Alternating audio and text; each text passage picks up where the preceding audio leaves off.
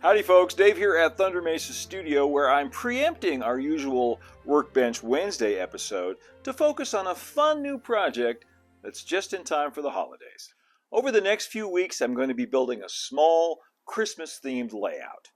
A lot of people first get their start in the hobby over the holidays, so this project is going to be geared more towards beginners.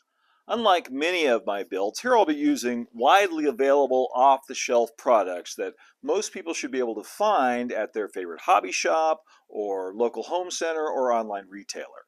I will be listing all of the materials I use too, so you can follow along if you'd like to build your own Christmas-themed layout. With all of that in mind, I've decided to build this one in the popular HO scale rather than my usual ON30 or ON18, and that's because there's simply so much more available in the way of ready-to-run equipment and structures and details and just about everything else. Living here in the American Southwest, I know that there's nothing prettier than snow on the Red Rocks. So, like my Thunder Mesa layout, I'll be setting this new project in that same mythical locale, right around the turn of the century. But this time, a fresh snowfall will have transformed it into a winter wonderland. So I hope you'll join me over the next few weeks as I build the Santa Fe and St. Nick. As I mentioned, this is going to be a small layout, almost a mini layout really, with just a simple oval of track like you might find around a Christmas tree and a modest footprint of just 40 by 60 inches. And the first thing we're going to need is some sturdy but lightweight benchwork. I'll be using 1x4s for the framing and some 2-inch thick extruded foam for the layout deck and rocky scenery. Here's a list of the materials that I picked up at my local home center, and I'll put a copy of that in the video description down below as well. But before we jump right into layout construction, let's take a quick look at the plan I've come up with. As I said before, the layout will be just 40 by 60 inches, just big enough for an oval of track with some sharp radius curves. I'll be using HO scale Kato unit track for this layout, but I'll be getting a lot more into track in the next episode. Right now, we're building benchwork, so let's take a closer look at that. I'll be using a 40 by 60 inch piece of the 2-inch thick foam insulation board for the layout deck, and the Kato Unitrack will go right on top of that. But the frame itself doesn't need to be that big. In fact, I want the foam board to overhang the frame by about 2 inches all the way around, and then I can carve it into a rocky cliff face and eliminate the need for any kind of fascia. The frame itself will be made from 1x4 dimensional lumber and measure just 36 by 56 inches on the outside. You can go ahead and screenshot this plan if you'd like to build one of your own. To begin, I measured and cut 2 56-inch long pieces and 4 34.5-inch long pieces from the 1x4 lumber.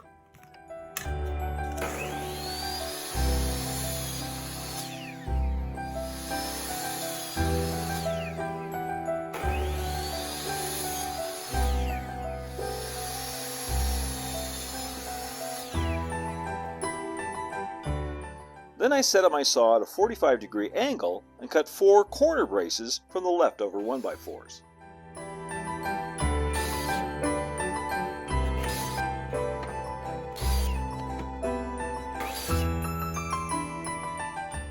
I dry fit all of the pieces, then started on assembly, applying wood glue at the joints, pre-drilling holes with a 3/32 inch bit, and then driving in the 1 1/4 inch drywall screws at the corners. 2 screws at each joint is plenty to hold things together.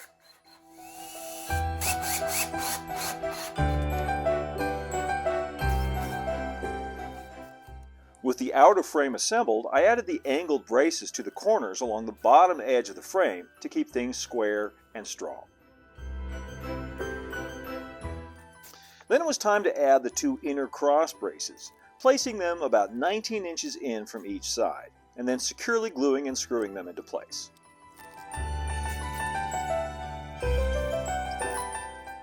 With the frame complete, I then cut a 40 by 60 inch piece from the 4x8 sheet of 2-inch thick insulation foam, scoring and snapping it with a utility knife. Then came the arduous task of peeling off the outer foil coating. I actually found this caulking scraper to be the most effective tool for that.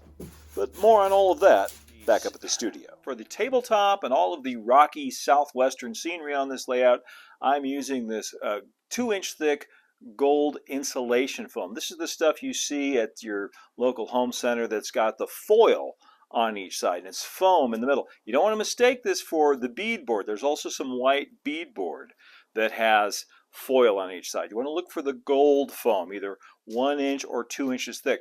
I haven't used this stuff before on a layout, but I was so impressed with it at the Mini Festa Fiesta this year, what Gary Beatty and others have done with it, that I decided to give it a try for this layout. The great thing about it is that once you get that foil off of there, it carves and cuts and sands very much like the polyurethane carving foam that I've used for a lot of the formations on the Thunder Mesa layout, except it's a lot cheaper. The only downside is that you have to peel that foil off of each side, and the foil helps to make this great insulation. It's not meant to come off, and let me tell you, it is not easy or quick or fun to pull that stuff off. It took a while to get it off of here, and it leaves you with a surface that's kind of gnarly and cratered like the surface of the moon. And if I wasn't using something like Kato Unitrack on top of this, I would be concerned, because you don't want, dips and hills and valleys and craters and things like that when you're laying track. You want as smooth a surface as you can. So if you're not going to be using something with a built-in road bed like Unitrack or Bachmann Easy Track or something like that, you might want to go with something smoother than this. You could still use this for all the rock work and scenery like I'm going to do, but you might want to go for plywood or good old polystyrene foam, the pink stuff, which is very smooth. I used it for Gruesome Gulch and it worked great. But I'm really skipping ahead here. Let's go back to earlier in the day when I put the frame and stand and everything else together. My mantra for this entire project is going to be keep it simple, at least as much as possible. So I'm not going to be building an elaborate stand for this little layout like I did for, say, Gruesome Gulch. Instead, I'm going to be using one of these handy folding tables. The top is plenty big enough. It's 24 by 48. The only problem is it's not tall enough. These tables are only about 28 inches tall. And what I want is something closer to 36 inches tall. Tall enough so it'll be comfortable to work on, comfortable for adults to look at, but not so tall that kids can't enjoy it too. So I really just need to find a way to make the legs longer.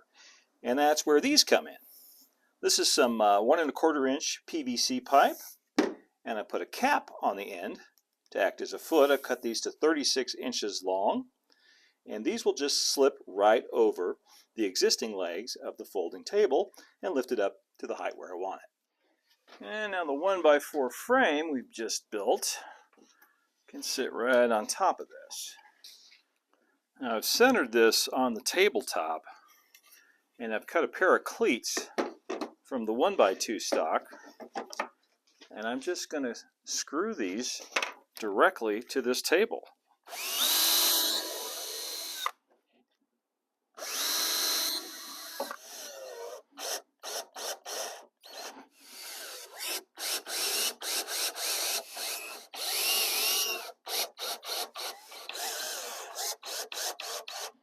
Well, this cleat will keep the layout from moving back and forth this way. I need something to keep them from sliding side to side, so I've added a pair of cleats on each side that will lock onto this. And that's just 1x2 again, cut to a length of 3.5 inches, 2 for each of these internal cross pieces.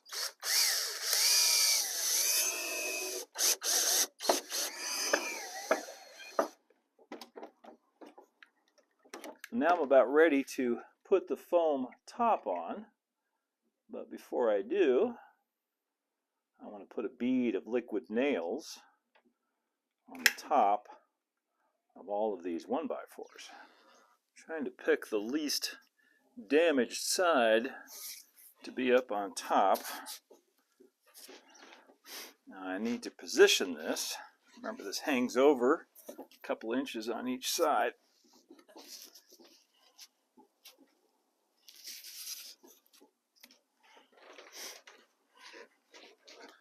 Go around and keep checking this.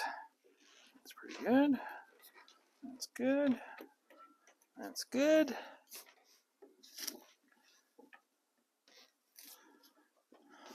Here's a quick little hack, by the way, while I've got you here. When you have a tube like this and a caulking gun and it doesn't have a lid and you're not using it all right now and you don't want it to dry out, the lid from a Sharpie fits perfectly on the end there and will keep it from drying out for a while. So if you've got an old Sharpie that's dead, dried out, save those lids. Great for something like this. Okay, I believe that step 1, the bench work, is done. And we're that much closer to Christmas. So far so good, and that's going to do it for this one. Thank you so much for watching today. I hope you'll like, subscribe, share, and hit that notification bell so you can follow along in the coming weeks with this entire series. You can also follow us over on Instagram at thunder.mesa and see what's new on the Thunder Mesa Studio website at thundermesa.studio. Of course, if you really enjoy what we're doing here at the channel and would like to show your support, you can do what these great folks did and head on over to patreon.com/thundermesa and show your support there. Until next time, keep moving forward, my friends. Happy holidays. Adios for now.